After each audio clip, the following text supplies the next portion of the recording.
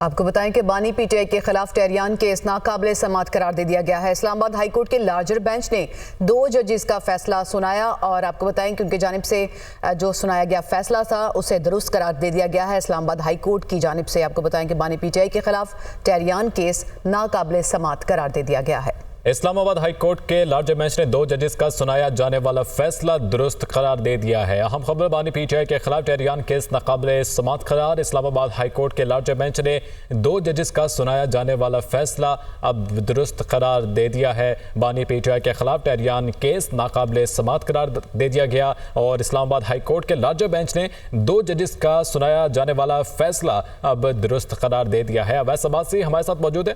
अवैस, क्या तफसीलात हैं? हाँ जी बिल्कुल, देखिए आज इस्लामाबाद हाई कोर्ट में जो है बानी तहरीक इंसाफ के कागजात नामजदगी में जो अपनी बेटी टेहरियान को जो है वो उनके ना बताने के हवाले से केस थे। इस हवाले से जस्टिस तारिक महमूद जहांगीरी ने समाअत की। उनका कहना था कि 2 जजेस दरख्वास्त नाकाबिले समाअत करार दे चुके इस हवाले से, और उसके साथ उनका जो वकील थे उनका कहना था हामिद अली शाह में फैसला देकर अदालत की मांग कर सकते 2 या 3 हफ्ते की तारीख दे दे। दरख्वास्त गुजार के वकील ने सजा की।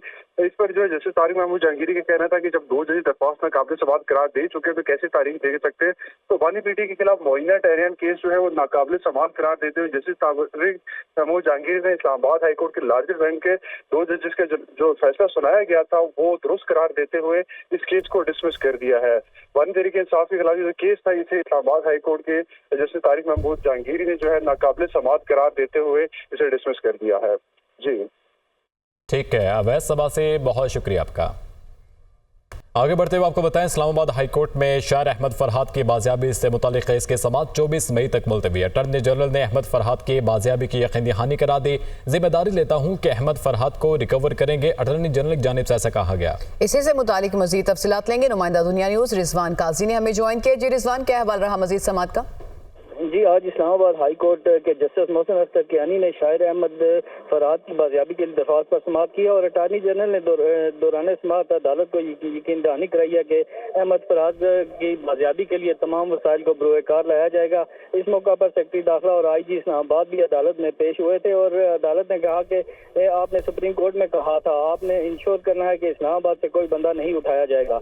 और इस मौका पर जस्टिस मोहसिन अख्तर कियानी ने कहा कि आपने यकीनी बनाना है कि इस्लामाबाद से कोई बंदा नहीं उठाया जाएगा। अगर बंदा रिकवर नहीं होगा तो ये रियासत की नाकामी होगी। दौरान समाअत अटॉर्नी जनरल ने सेक्रेटरी दफा की जानिब से रिपोर्ट में अदालत में जमा करवाई और जस्टिस मोहसिन अख्तर कियानी ने कहा रियासत की जानिब से ये जिम्मेदारी ले रहे हैं कि अहमद फरहाद को बाजियाब किया जाएगा।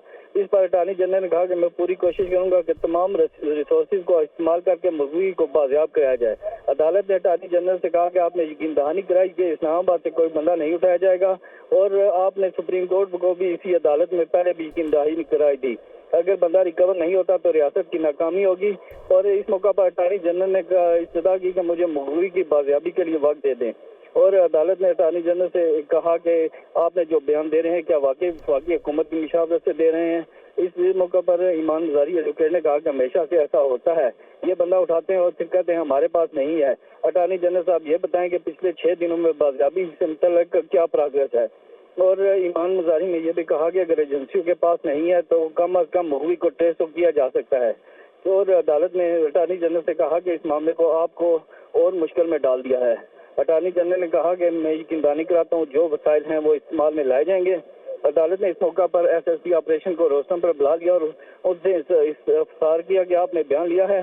इस पर SSP ऑपरेशन ने अदालत को बताया कि बयान नहीं, अफसर की गैर मौजूदगी में जूनियर से बात हुई। सही, इनकी मुकम्मल ताउन की यकीन दहानी कराई गई है हुकूमत की जानिब से अदालत में। रिजवान काजी आप हमें डिटेल्स बता रहे थे, आपका बहुत शुक्रिया। सुप्रीम कोर्ट में नैब तरमीम केस की आइंदा समाअत 30 मई को होगी। चीफ जस्टिस काजी फायजिसा की सरबराही में 5 रुकनी लार्जर बेंच समाअत करेगा। गुज़िश्ता समाअत पर वफाकी हुकूमत के वकील मखदूम अली खान ने अपील पर दलाइल दिए थे और गुज़िश्ता समाअत पर बानी पीटीआई वीडियो लिंक के जरिए पेश हुए थे। अदालत ने बानी पीटीआई को आइंदा समाअत पर भी वीडियो लिंक के जरिए पेश करने की हिदायत कर रखी है। खैबर पख्तूनख्वा हुकूमत ने आइंदा समाअत लाइव दिखाने के लिए दरख्वास्त दायर कर रखी है। सुप्रीम कोर्ट में नैब तरामीम केस की आइंदा समाअत 30 मई को होगी। चीफ जस्टिस काजी फायजिसा की सरबराही में 5 रुकनी लार्जर बेंच समाअत करेगा। गुज़िश्ता समाअत पर वफाकी हुकूमत के वकील मखदूम अली खान ने अपील पर दलाइल दिए थे।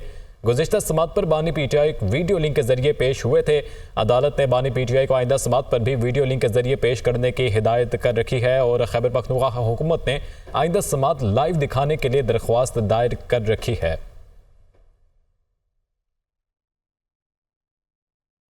हसीब मलिक हमारे साथ मौजूद हैं, मजीद अहवाल उनसे जानते हैं। हसीब, क्या तफसीलात हैं? देखें, ये नैब तरामीम के खिलाफ जो कलअदम करार दी गई थी, जिसके ऊपर हुकूमत की जो अपीलें थी वो समात के लिए वो मुकर्रर की गई हैं और 30 अप्रैल को समात इसके ऊपर आइंदा समात होगी, जो कि chief justice of Pakistan justice Qazi Faez Musa की सरबराही में 5 रुकनी लार्जर बेंच समात करेगा।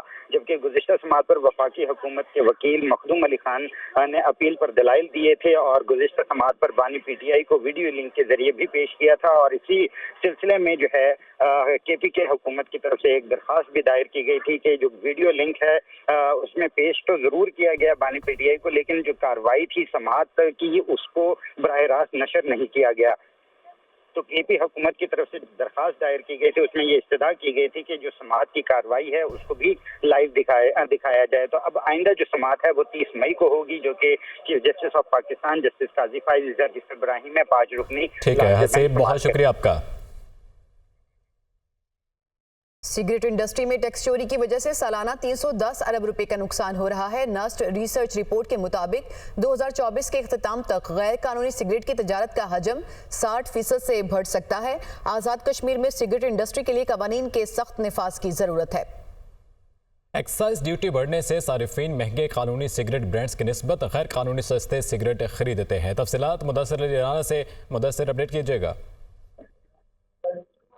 सिगरेट इंडस्ट्री में टैक्स चोरी की वजह से सालाना 310 अरब रुपए का नुकसान हो रहा है। जो national university of science and technology है, उसकी रिसर्च रिपोर्ट में बताया गया है कि 2024 के इख्तिताम तक गैर कानूनी सिगरेट की तिजारत का हजम 60% बढ़ सकता है। रिपोर्ट में बताया गया है कि आज़ाद कश्मीर में सिगरेट इंडस्ट्री के लिए कवानीन के सख्त नफाज की जरूरत है और एक्साइज ड्यूटी बढ़ने से सार्फिन महंगी कानूनी सिगरेट ब्रांड की बजाय जो सस्ते ब्रांड के सिगरेट हैं उन पर मुंतकिल हो रहे हैं। नेक्स्ट रिसर्च रिपोर्ट में मजीद बताया गया है कि जो सिगरेट की कम से कम कीमत है 127 रुपए 44 पैसे, उससे भी कम फरोख्त पर जो सब स्टैंडर्ड के ब्रांड हैं उनकी सिगरेट फरोख्त किए जा रहे हैं। रिपोर्ट में ये भी बताया गया है कि ट्रैक एंड ट्रेस सिस्टम में अभी तक सिर्फ और सिर्फ 40 में से 9 फैक्ट्रियों पर इसका नफाज हो सका है, जबकि जो बाकी फैक्ट्रियां हैं वहां पर ट्रैक एंड ट्रेस सिस्टम का नफाज भी नहीं हो सका है और गैर मुतवाज़िन टैक्स पॉलिसियों से महंगे सिगरेट मजीद महंगे और सस्ते सिगरेट मजीद सस्ते होते जा रहे हैं। ठीक है मुदस्सिर, बहुत शुक्रिया आपका।